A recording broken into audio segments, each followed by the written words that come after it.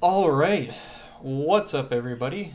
This is Ryan here, and you're watching episode 42 of my live stream Q&A. So, yeah, I really have absolutely nothing special planned for today because, unfortunately, it's currently 8 a.m. and I didn't get home from work until about 3 a.m. today, this morning. So yeah, I'm probably going to be a rambling, incoherent mess as usual, except a little bit more so today. But anyways, I figured whatever. I'll see what kind of questions I can answer, and I will just do what we can do today. Anyways, before we get to code, I'd just like to thank the following people for helping me out on Patreon and PayPal. So that is Seth Keegan, Trevor Halvorsen, Bassam Halal, Tina Fredericks, Nanotech, AA Mon, Mr. Bidwell, Graham Hertzeg, Sushil Chanda, Elad Stavi, Shoku Mostofi, Tomas, Juan Calle, and Mario Huizinga, who has contributed quite a bit over the past month. So to Mario, I say thank you very much. It's very much appreciated. So let's see. Got a couple people in the chat. Got Mr. Bidwell and Bassam Halal as well. A couple of my patrons. What's up, guys? Bonjour. All right. So I don't have any major announcements for today, other than some minor ones. So number one, for those curious about Kotlin and ModelViewPresenter and software architecture and Android, all of those basically combined into one thing, I do have a tutorial that I'm up to video 3 on, which is my, what did I call it? Kotlin ModelViewPresenter tutorial. So, which is of course going to be based on the code in Kotlin MVP Calculator. And the previous episode, what I did is I basically talked about oh yeah, off to a great start. That was a good voice crack. I basically talked about a couple different things, but for starters, talking about the problem domain of an application. And depending on how many questions I get, I might make that something to kind of ramble about today as well. But yeah, video number 3 for that series is up, and I talk about problem domains and designing things like use cases and domain models. The difference between the various kinds of models and things like that. Also, probably if you're here right now, you've noticed it already, but I have a 5,000 subscriber special video, which I uploaded, I think, 2 days ago. And so basically what the special video is it's a collection of highlights and lowlights, mostly lowlights, of my on-screen persona over the past year and a bit. So the feedback on it has been generally good, which I'm really happy to hear. I'm glad a couple people found it funny, because I wasn't actually sure whether to upload it, and I didn't know if I had sort of good enough content to even bother with a highlight reel, but at the very least, I think the lowlights are pretty funny to a couple of people. And one of the things I wanted to emphasize, and I talk about this in the video, I even talk about being exhausted for live streams in the video, but one of the things I wanted to emphasize is that I think particularly if you're someone like me who stealthily has a giant ego, then it's very good to take some time out of your day to laugh at yourself, to think of all the dumb things you do. And to not get carried away with that, but, you know, sometimes I'm a friggin' idiot.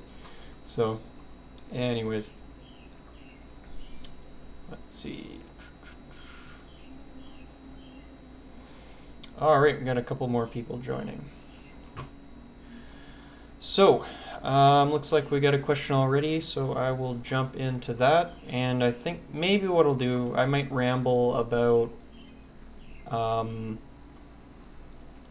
problem domains after that or something like that, but we'll see. I really have nothing planned for today. Alright, here we go.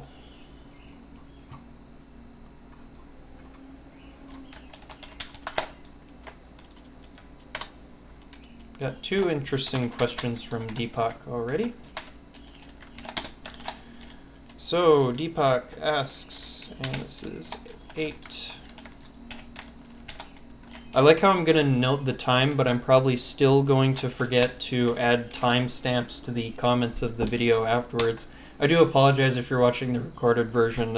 It's not that I set out to forget to do timestamps, it's just, it's very tedious work and I'm just not particularly good at training myself to do it.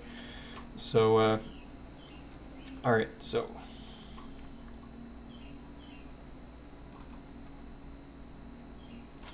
Here we go. So Deepak says, one question, bro. So let me just increase the font size a little bit here. What are we at, 28? 28's actually probably big enough. Okay, so we got a question. Android Studio automatically converts Java files to Kotlin files. So I believe that's great. So you can copy Java code and paste it into Android Studio and it'll convert it into Kotlin. And the question is, so given that there is this conversion that goes on, is it actually necessary to learn Kotlin? So I'm going to have to give a sort of an opinion-based answer here. So what I would say is the conversion is useful in learning Kotlin, and yeah, I'll just say that. So for starters, the conversion is useful in learning Kotlin, and as far as I'm aware, the development teams, I believe, for Kotlin and Android Studio are working quite hard to make it so that you can basically paste Java into Kotlin and the output is very good quality Kotlin code.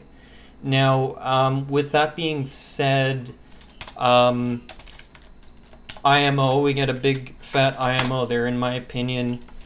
You'll still absolutely want to learn Kotlin to take advantage of all of its features. So the main thing about this is already, like, if you're only ever copying from Java into Kotlin, you're still in a sense going to be sort of bottlenecked by the limitations of Java. And there's different things, like, for example, coroutines in Kotlin don't even exist in Java. So what I would say to you is, in the short term, it's useful to be able to use that conversion to kind of get started quickly on a project. But in my personal opinion, if you're going to bother with Kotlin at all, you should absolutely learn it a lot more than just what the sort of automatic conversion can help you with. If you have some, if you'd like some tips on learning Kotlin, I can give you those later, but that would be my answer here. So yeah, it's super cool that we have the ability to go from Java to Kotlin, but at the same time, you're still going to want to learn Kotlin if you're going to be using it. And to be perfectly honest, people, like, I got this tip from it's something I employed a lot with Java when I was learning it, but my friend Darrell mentioned that when he was going from Java to Kotlin, he ended up just saying, okay, I'm going to build this app only in Kotlin, and just he kind of forced himself to build one particular app in Kotlin, and that was kind of all it took. So I kind of listening to that, took the same approach and took an application which I wrote in Java and rewrote it in Kotlin. So I didn't make a new application in a sense. It was the same application, same problem domain, and I rebuilt it in Kotlin. Now, I didn't actually use the converter all that much. Instead, what I did was I had another open source Kotlin project from Android architecture blueprints, and Darrell was kind enough to share some code with me as well. And so that was basically how I learned Kotlin. And it only took about, I would say, 2 weeks of fairly steady coding on that project before I was pretty comfortable with Kotlin. So what I'm just trying to say here is, like, don't let Kotlin scare you. Like, force yourself to just build a fairly simple app in it, and simply just by doing that, the repetition will really help you. And once you go beyond just like trying to rephrase your Java in Kotlin, you'll start to get to the point where you actually see, like, holy crap, there are some really amazing features in this language. Anyways, so that's basically my answer there.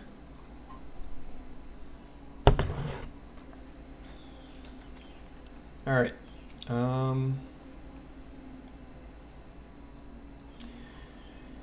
I think I kind of know what your next question is, Deepak, but if you could rephrase it a little bit. So you say scope of Android developer in the next 5 years. So I think what you mean is, like, is that going to be like a common thing in 5 years, or is that kind of what you're asking? And I'll try and come back to that later. All right.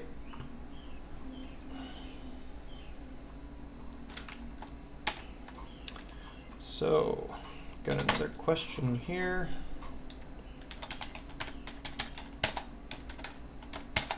This might be something I can riff on for a little bit that will be useful to people, because I am damn good at interviews. I know that's a very arrogant thing to say, but at this point in my life, yeah, I'll ramble about that in a minute.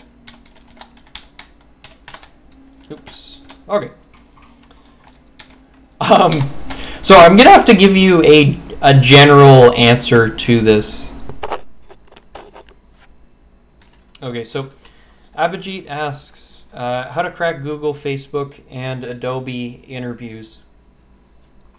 So what I'm going to do now is, so I'm gonna, number one, I'm gonna be totally upfront here. I have not applied to these particular places. I'm not sure if I've even heard of any of them. Google? Certainly haven't heard of Adobe. I think I use Facebook. Anyways, so yeah, I haven't actually applied to these places, but let me give you my general tips for developers and what I would kind of assume is like the things I would say are most likely to get you hired, essentially. So, and these are just kind of general tips for a developer in the application process. And I guess I should ask, are you asking specifically of the interview itself? I guess maybe you're asking, not necessarily the application process.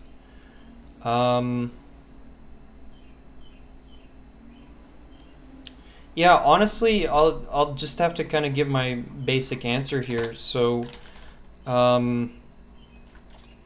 so my number one tip for getting hired as a developer: build a damn portfolio. And this portfolio could be like a website.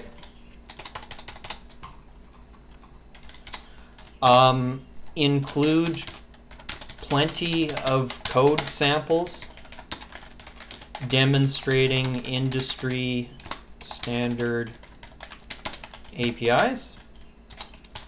So we're talking Google in these places now, so it's kind of a cut above. Yeah, and I think as far as I'm aware, they do pretty intense technical interviews. You know what? Honestly, Abhijit, that's about as much as my brain can give you today. Like I say, I haven't actually applied to any of these places, and I don't really plan to. But the main thing is, if you're going to be applying to Google, Facebook, or Adobe, you need to do any big company, any successful company, you're going to need to either A, have a ton of industry experience and a master's degree and all that stuff, or if you're someone who's a little more like me, who basically said whatever to the academic approach and just focused on writing a ton of code and learning a ton of code and building a bunch of apps. Honestly, like, that is the most important part of your resume as a developer, to me, really is your code. And if you have a large code base to demonstrate, not only will it help you get hired initially, but when you're in the interview, you can relate what you're being asked to your projects that you're currently working on. And so I think that's just a really key thing. Now, as far as I've heard, a lot of these places will also give you like some pretty intense computer science or mathematical puzzles and stuff like that, and I'm certainly not the one to ask about figuring those out, but that was probably a useless answer, but hopefully that was somewhat useful anyway. Like I say, I'm tired today. Oh yeah, later on Abhijit added, what are the key points we should focus on to crack the interview except programming?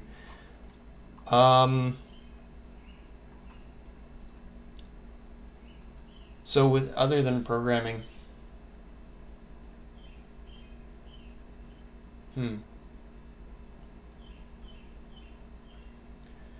I could give you my general process for... Okay, let me just really quickly follow up. So Abhijit added later on, I didn't see it initially, outside of programming, how to do well in the interview.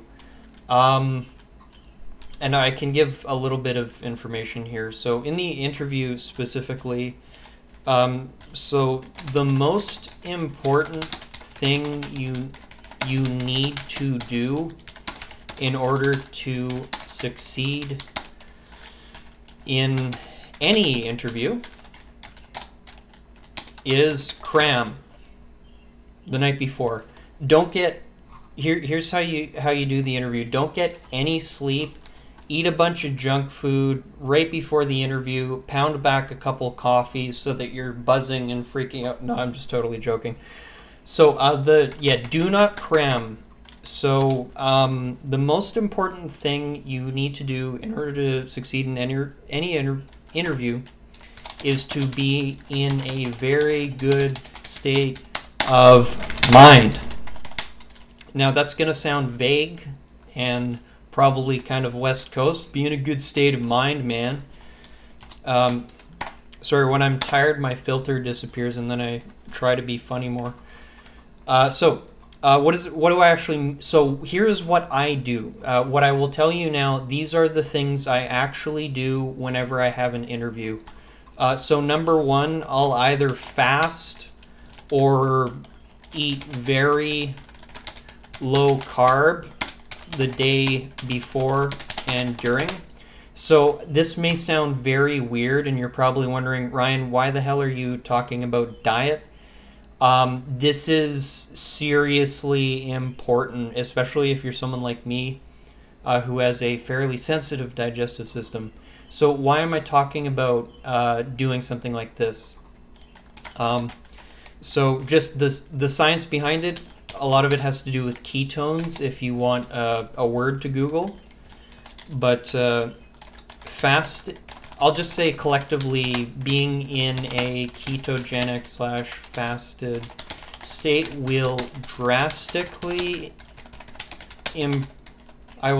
will improve your cognition. So what I'm saying here in English, if you do this, your brain will work better. So you will, like in my experience, I don't actually have an objective way of measuring this, but what I have found is when I do that, my brain is probably, if I had to estimate, about 20 IQ points higher. I know that sounds like a lot, but that's a big deal. And so I'm not sure if you're into any of this stuff, but either exercise or, do yoga the morning of. This is also going to improve your cognition. It's going to improve your mood. It's going to improve your testosterone levels, which is good. Just before the interview, do two things. And this, again, all of this sounds really silly, but these really are the things I do before an interview. So there's this thing called power posing. It's a stupid name. So power posing, and again, we're getting very far away from programming here, but that was the question. So there are certain poses you can take with your body that will change its chemistry. So for example, if I just stand here for like 20 minutes like this, just spreading my arms and going, ah. If you were to measure my physiology before and after, there would be like an increase of testosterone. And why is that relevant? Again, that is something for men that's going to improve your mood and your just well-being. And it's going to make you more confident. Confidence is key. And then the other one was to deal with the pre-interview tension. So this is probably common for most people in most situations, but most people, when they feel anxious, they'll tend to feel like a tightness in here. You'll be like, oh God, I'm about to go into the interview. So when you start to feel tight or just nervous, what I do, and this is the only thing I found that really works, is deep controlled breathing, mostly into the gut. So I'm going to try and like kind of extend the gut out and just focus on the breath. And you're still going to be nervous when you get in the door, of course, but that will really help. So why do I do all of these things? What is, I'll write down here, what is the net effect of all of these random things? So the most important thing is, and this is similar to taking tests in school, don't do the cramming thing like an hour before. You can review your notes, but you know, the hours before your interview or whatever you're doing, take that time to try and make your brain as functional as possible. And I can kind of guarantee you, if you focus on doing that, instead of like frantically trying to cram as much information, I'm going to Google random Android internet interview questions and try and memorize them. Oh, what does an activity do? Kind of stuff.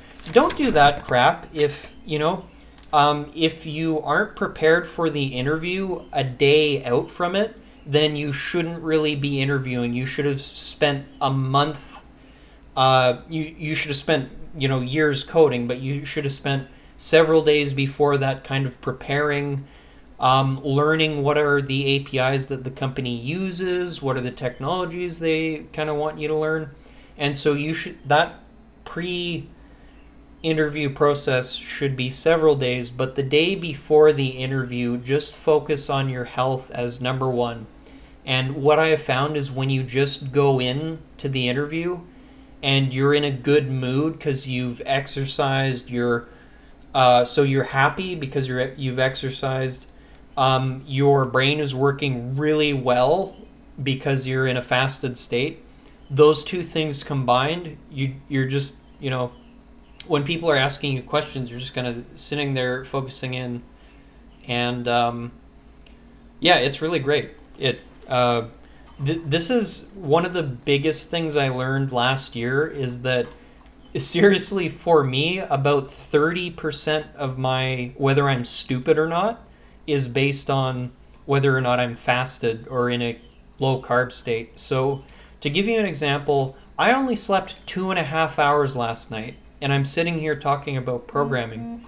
And the way I was able to do that The only way I was able to do that is because over the past couple of days, I ate very low carb. For me, that's one of the biggest factors. I don't know why I'm gesturing with my phone. Anyways, I'm going to shut up about diet stuff, and everyone's probably like, Brian, what the hell? And I apologize. I'm tired. I'm ADD. Here we go. Abhijit says Indians don't have digestive problems. Well, I've heard some stories about Indian food causing digestive problems, but I'm sorry, that was mean, but I'm sure it's different now.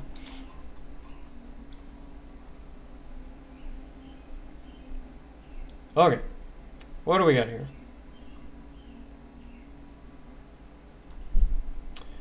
So,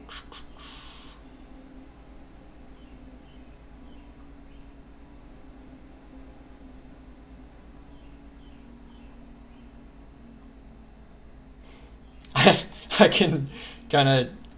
can give a quick answer here. So Mr. Bidwell asks, do I always update my projects to the latest SDK? I'll give just kind of a quick answer here. So I don't update right away.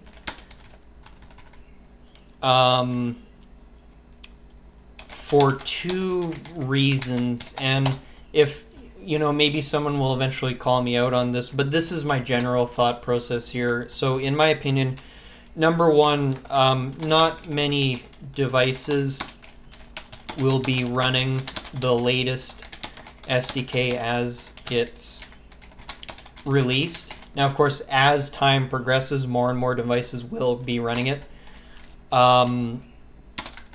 Giving it time allows a lot of bugs to be worked out. So I don't do it right away. I try to have an updated version, and one of the things I'll do is I'll say look at Android architecture blueprints repository or something like that, some regularly maintained repositories by good developers, and I'll generally try and just make sure that I'm at least up to par with those projects. And the reason why I kind of do that is I kind of let those people deal with all the bugs, and then that way I, in copying from the completed projects by these developers, if there's any bugs or issues, they'll have sort of the code in their project in order to figure it out. So for example, like moving to Kotlin, coding a project in Kotlin is getting easier, but there was like a transition period where you had to add in all this boilerplate crap in order to get it work. And so yeah, that's basically my answer there. I don't really jump on always having the latest SDK, and those are my reasons. Again, probably not a very good answer there, but those are my thoughts anyway.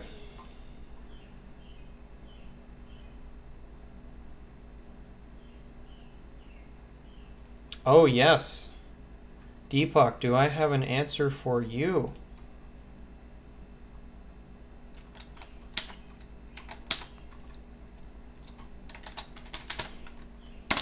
All right.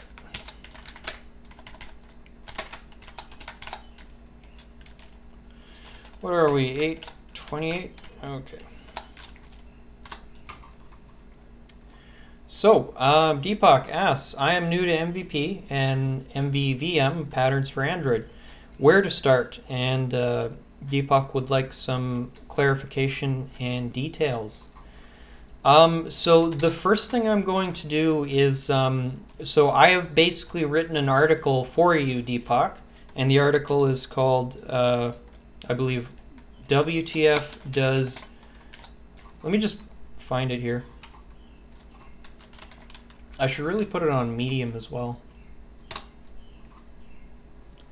Yeah, so the title of this article is WTF does ModelViewPresenter actually mean? ? great capitalization and punctuation there, Ryan. So Deepak, number one, I'll just paste the link in the description box for you. There we go, or in the comment rather. And this is the link for the people watching later on. So I have an article called WTF Does ModelViewPresenter Actually Mean? And basically in this article I hopefully will explain to you so much information that never got explained to me, like, okay, why do we have 3 layers generally? What do the layers mean? What is the benefit of separating things into layers? Separation of concerns. What are the different things that these architectures are going to do for you? Now, this article in particular focuses on ModelViewPresenter, but I do discuss ModelViewViewModel a little bit. Now, so first thing, please do read that article. I try and use fairly simple language, not overly technical explanations. However, I still try to give you the most important stuff you need to know. Now, beyond that, let me give you a couple of tips here.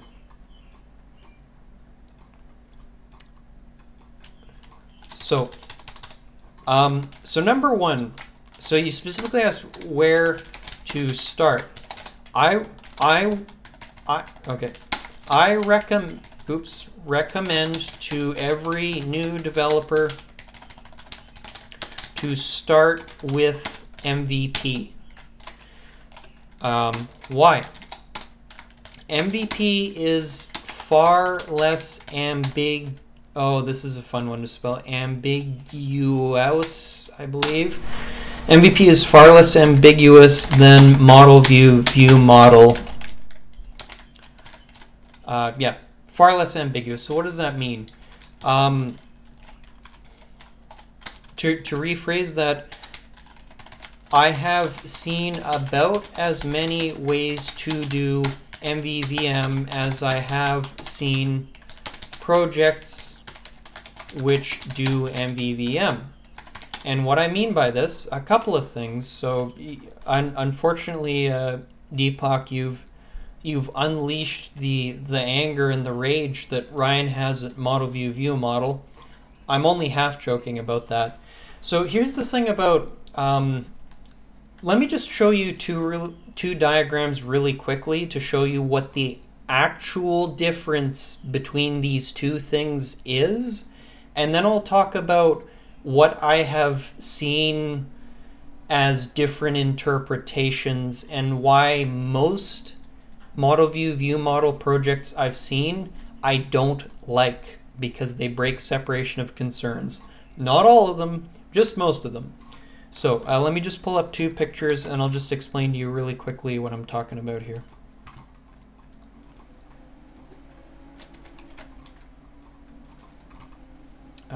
Where's the other one?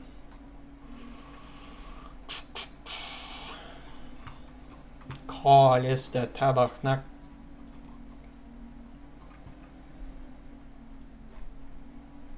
Okay, here we go. So I'll show you ModelViewPresenter first. So this is ModelViewPresenter. So we have a view, which manages the UI, a presenter, which basically handles front-end logic, and then we have a model, and this one gets a little complicated, but it always has to do with data. So this is ModelViewPresenter. Now, I want you to notice I've drawn these arrows, and this arrow indicates a dependency. Maybe you don't know what a dependency is, maybe you do, just really quickly. So a dependency is when one class holds another class as a variable, or just at the very least, these are classes that can talk to each other. And sure enough, if I open up my Kotlin ModelViewPresenter project, which link in the description box below if you want a good demo. So let me just open up a couple classes here. oops, that's not the one I want. Clear presenter. And I won't really talk about model particularly. Oh, I love it when it does this. I hate it when you hit Control N accidentally and oh, it actually went away this time. That's weird. Okay.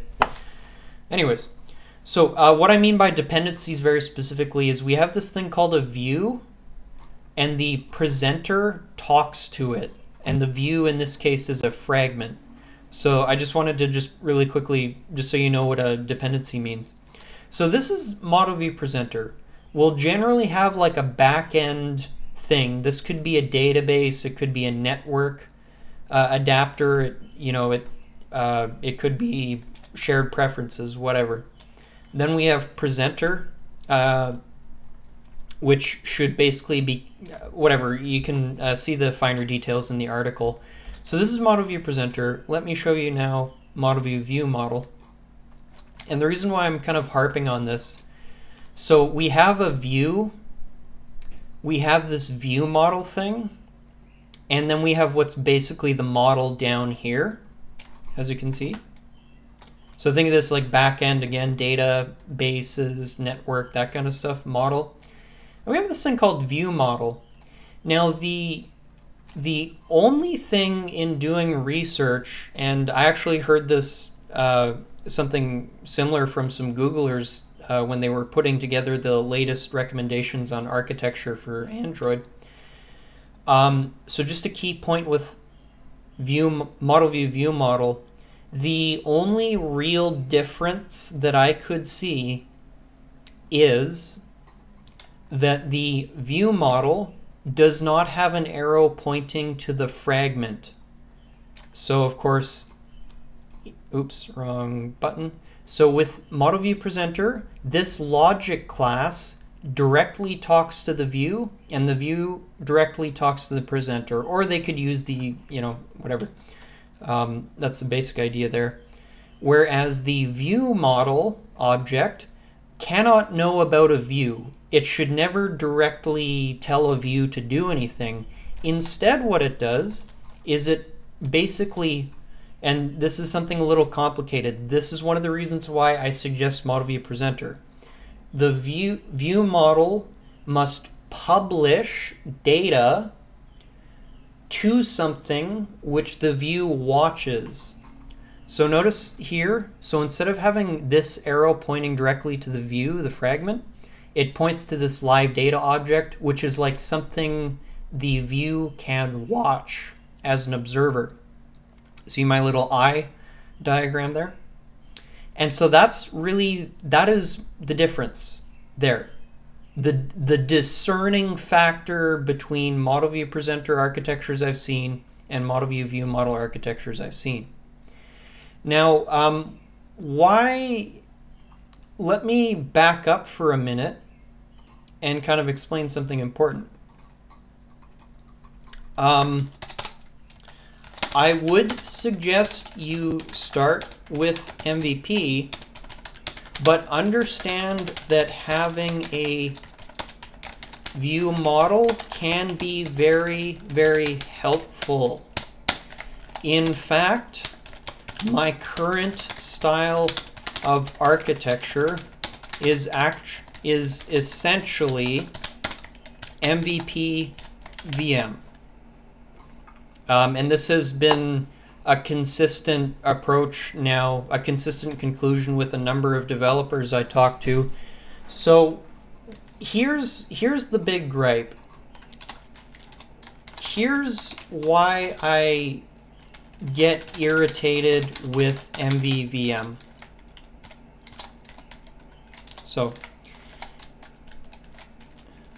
unless some decision maker class is added, like a presenter or controller,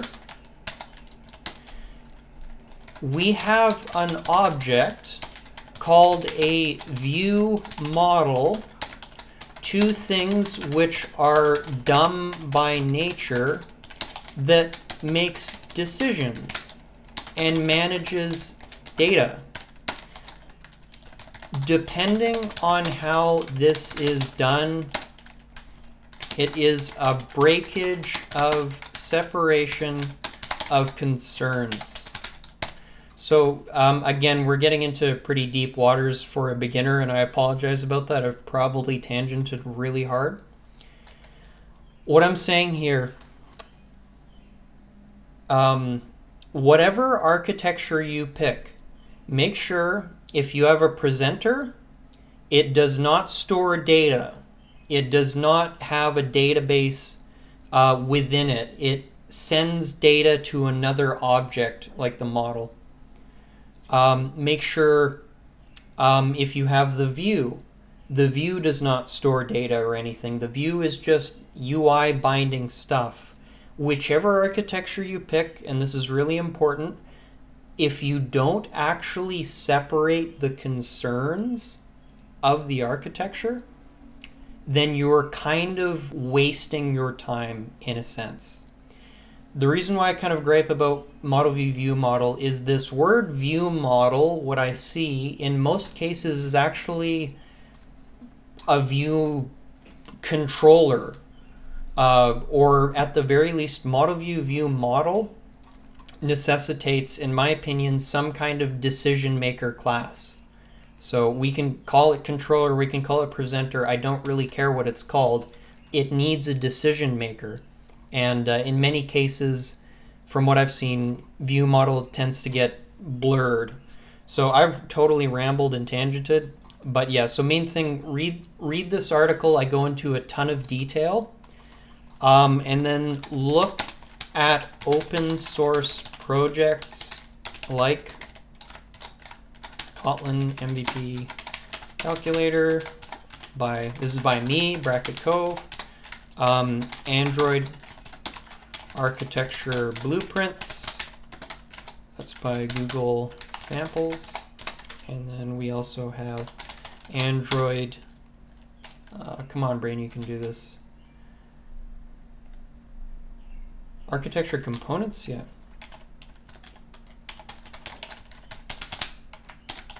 And that's again by Google Samples. So what I would suggest to you, these are all repositories, open source. What I would suggest, and this is the last thing I'll say about this, maybe like read my article. You can read work by, say, Martin Fowler, is an absolute wizard of architecture. Martin Fowler has great blogs on MVC/MVP/MVVM. Read a couple articles, but for the most part, try and be careful where you learn this stuff from, because there's a lot of confusion around it.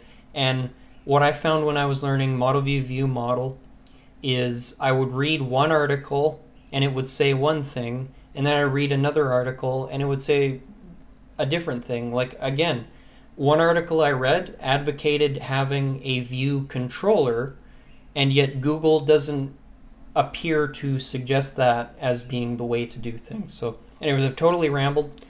Hopefully that was helpful. I'm just going to run a quick commercial break while I drink some coffee.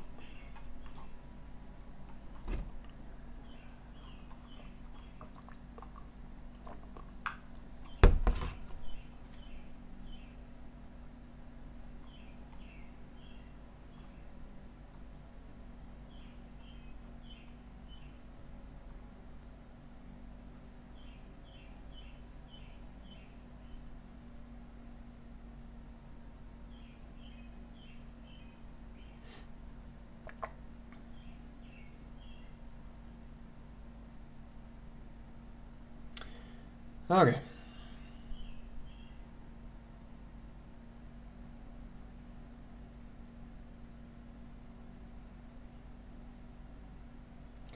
So I've got a question about using okay. How can we send download progress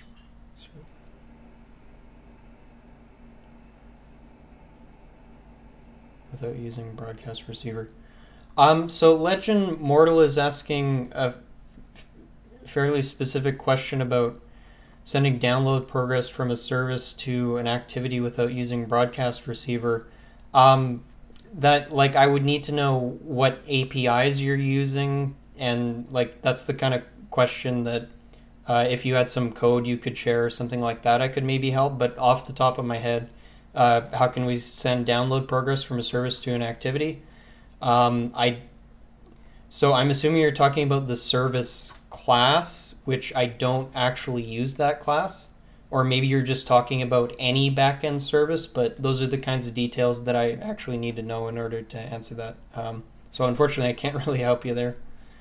We do have a Slack community though, link in the description box below. So you can hop on there and maybe someone can help you out, or you can give a more detailed explanation of your question, and someone should be able to help you.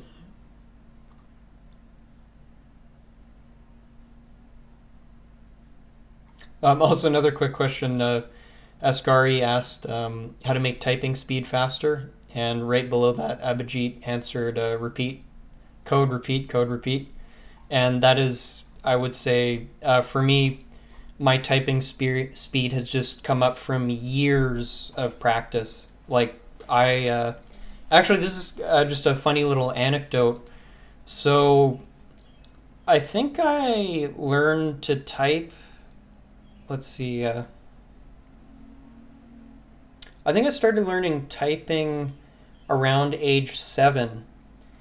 No, it would have been age 8. And it's funny. So at first, of course, I was doing like the hunt and peck method, they call it, which is kind of a stupid name, but whatever. You know, just like having to look at each key. And it's funny, the thing that taught me how to type fast is I was playing this video game called StarCraft Brood War, and in order to type cheats in, you had the cheats in this game, the cheat codes, were full sentences, and so I ended up typing them over and over again. And just a really quick aside here, so in StarCraft Brood War, I still remember this to this day. The cheat to get money is just like that, show me the money. And so I would practice that over and over again, not really deliberately, just like show me the money, just over and over again. And that was early on one of the things that allowed me to actually get good at typing without looking at the keyboard, is I'd be so focused on the game that I couldn't that I wouldn't even be able to look down, and then I kind of had to practice that way. Anyways, rambling. Let's try and get back on track here. I'm going to wrap this up pretty quickly because, like I say, my brain is pretty fried at this point. Oh! Why the hell is there a 404?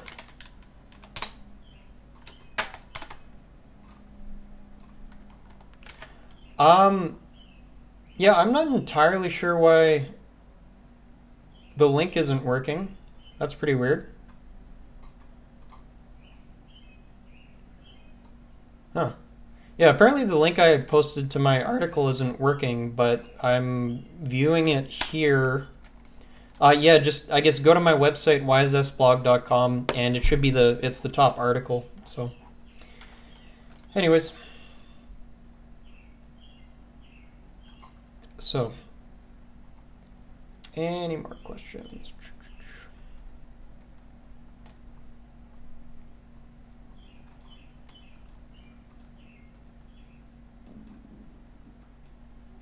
It's interesting. So I want to mention something. Oh, I see. I added that later on.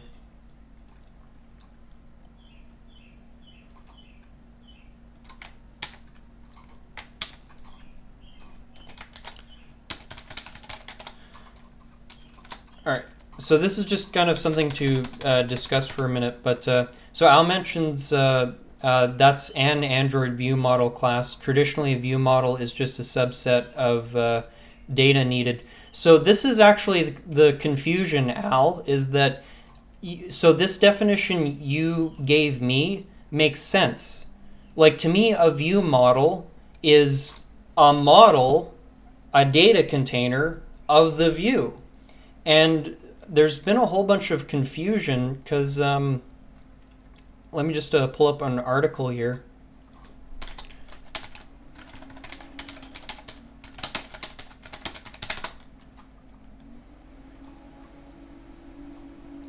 So recently, Google came out with a guide to app architecture.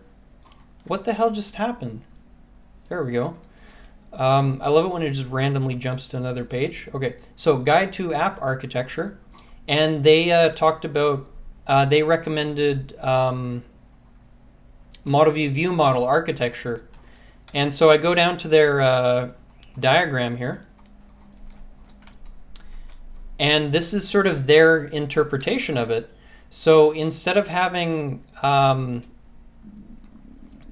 basically their interpretation of it is you end up getting a view model object, which in many cases requires logic. Like, where is the thing which basically dictates the front-end logic for the fragment or the view? Like, what color, say, this text box should be if this value is this kind of stuff. And what I've seen, generally speaking, is that in many implementations, all of a sudden what should be just, in my opinion, a model of the view, we end up seeing a bunch of, like, either we see our view gets full of logic, which I don't really like. I don't like my views to be full of logic, but whatever. To me, that's an absolute, it totally defeats the purpose of separation of concerns. Or we see this view model start filling up with presentation logic, and then it's also fetching data from the back end. And then we end up with this situation where this view model object is really, in my opinion, more of a view model controller, which is kind of a breakage of separation of concerns. So this is, again, one of the reasons why I'm always harping on ModelViewViewModel architecture is that we, in my opinion, I like the idea of a view model that exists, that is safe from orientation changes and lifecycle events and so forth, but I don't like the fact that, and I could be totally, I don't think I'm totally wrong on this, and I think maybe they're just trying to give a simplified version of this, but really what I'm seeing here is if we consider a repository and everything here to be the back end, which I would, and everything here to be a front end, well, we kind of need a decision maker and like a front end model, a view model, and a view. Otherwise, where does the logic go? Does the logic fill up our fragment? Does the logic fill up our view model? So anyways, that's kind of my gripe about it. What I currently do is, I wonder if, I think I have a more recent diagram somewhere. See if I can find it. Does this one have the view model? No.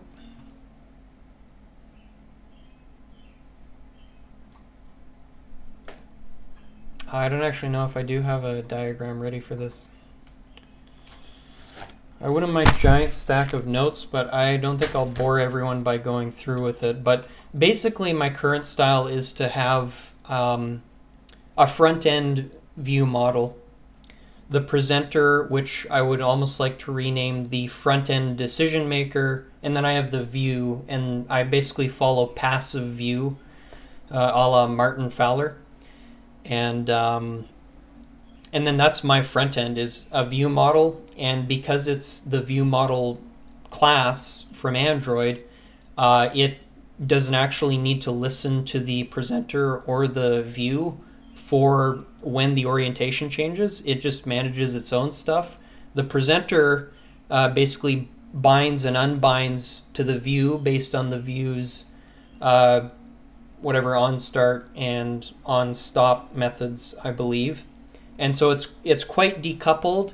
The view model just stores front-end data in a handy way, and the presenter doesn't store any data. It just listens for events from the view and then takes the data from the database, puts it into the front-end storage, and then the front-end storage actually sends the presenter actually observes the view model, and so that way I don't have as much logic going back and forth, and it's kind of handy. I'm really liking where my architecture has gotten at this point, but like I say, it's gotten pretty far from just ModelViewPresenter or just ModelViewModel.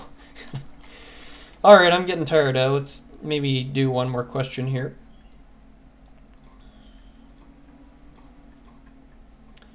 If I can find my browser window. Nope, not that one.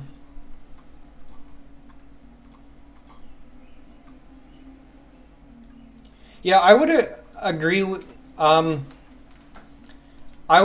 with you, Al, on them choosing the name ViewModel for that particular class. I think that will, in the long run, and already has, really increased the confusion. I feel really bad for developers who like walk into learning about ModelViewViewModel, honestly, and then they go and see this ViewModel class in particular, and then they go see some project, and this ViewModel thing is full of logic that needs to be tested if you're concerned about testing. And so one of the difficulties I'm dealing with is, and I had to figure out all the naming conventions for this thing, but for my front end, I know I can't zoom in super far here, but where is it? So we have this thing like the, I think I just forgot what the hell I was about to talk about. I can tell I'm getting really tired. But yeah, one of the issues that was dealing with is I'm trying to figure out a way to give good names to each kind of model, data model in each layer, and name everything. And the best I could come up with, largely due to the fact that this class is literally called ViewModel. Oops, sorry, I'm not in code view here. One of the issues I'm dealing with is like, okay, we have this ViewModel class from architecture components, and then I have a domain model, and then I have a data model, and so I'm trying to keep everything consistent and separate and give each model for each layer a good name.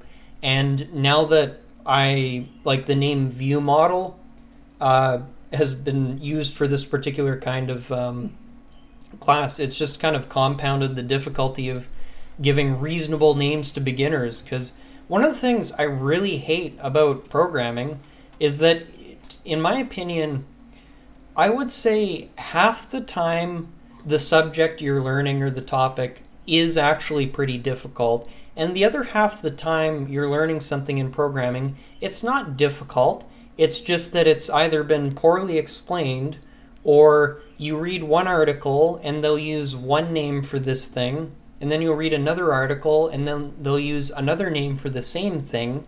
So you think you're having to learn a new concept, when in reality it's just two words to describe the same friggin' thing.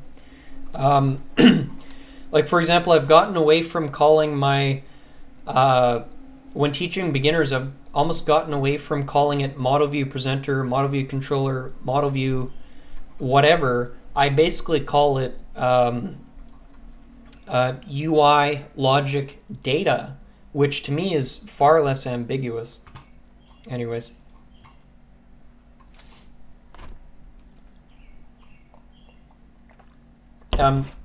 Dogal was mentioning that something as well, that it's better to have a middle presenter for UI logic, and like that's the key point that I keep coming back to is actually I've come back to it about 7 times now, so I should shut the hell up and look for another question. But yeah, in order to actually keep good separation of concerns, like, you need a front end decision maker class. Anyways, simple tutorial for ModelViewPresenter.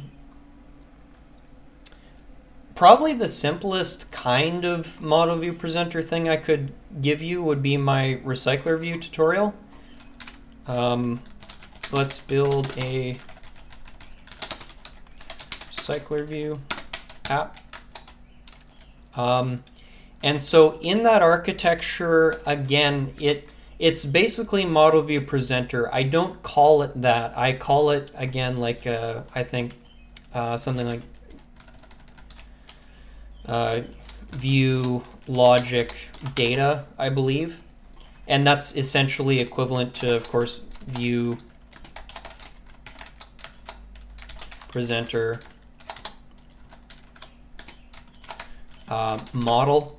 So it'll teach you the fundamentals of ModelViewPresenter. But again, as I said before, when I'm teaching beginners, I actually like to call them view logic and data, because that's just less confusing.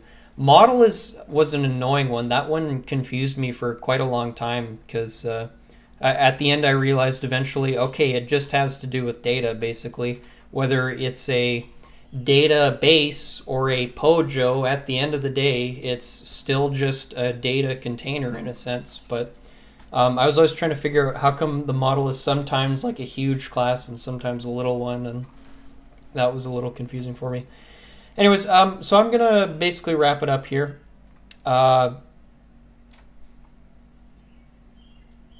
Yeah, so one last point. Al mentions that a view model is a term that's been around for a long time. In reading Martin Fowler's articles, I actually discovered that this phrase model view model is actually a newer term based on it used to be called, I believe, presentation model. Something like that. Let me just really quickly see if I can find the article.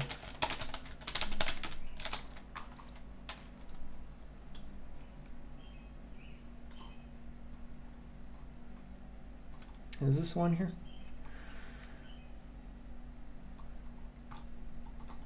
Yeah, that I did actually get it correctly. So this is Martin Fowler's blog. Absolutely amazing developer. And so this is, if you Google MVVM, Martin Fowler, you will get these two here.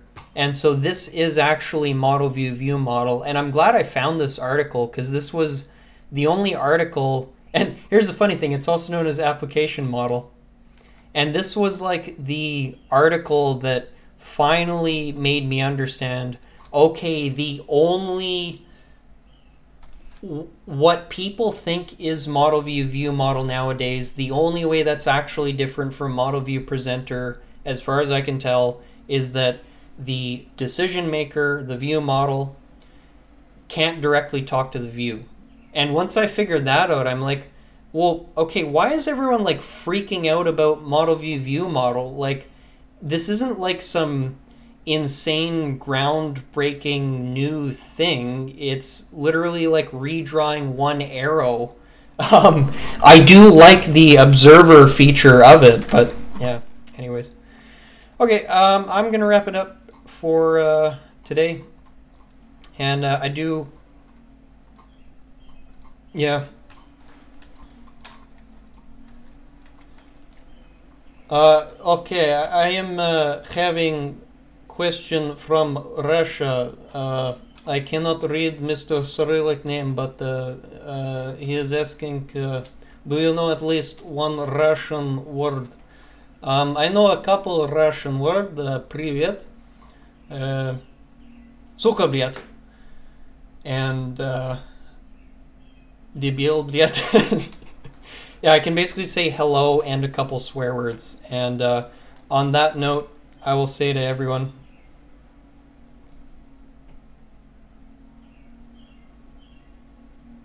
I don't really understand your question. Freak out, you from Russia, right? Moron, answer it. That's some Google Translator English. Sorry, friend. I wasn't trying to make fun of you, by the way, but anyways, yeah. So that's going to be it for today. Thank you so much for watching. I realize it was rambly and incoherent, but, you know.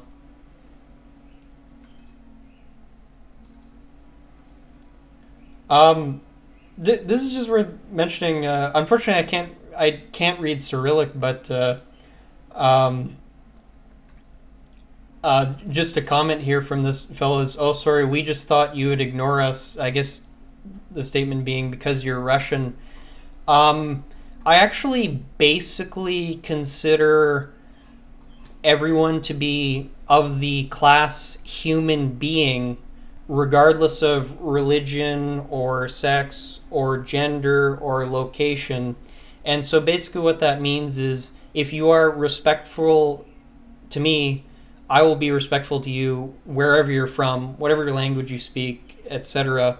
If you're rude to me, I will be rude to you, whatever your language, whatever your race, whatever your gender, all of that. I basically try and treat people as human beings. So yeah, come on back next time and feel free to ask questions, and hopefully I'm going to eventually try and learn the Cyrillic alphabet, but for now I have no idea how to pronounce your name.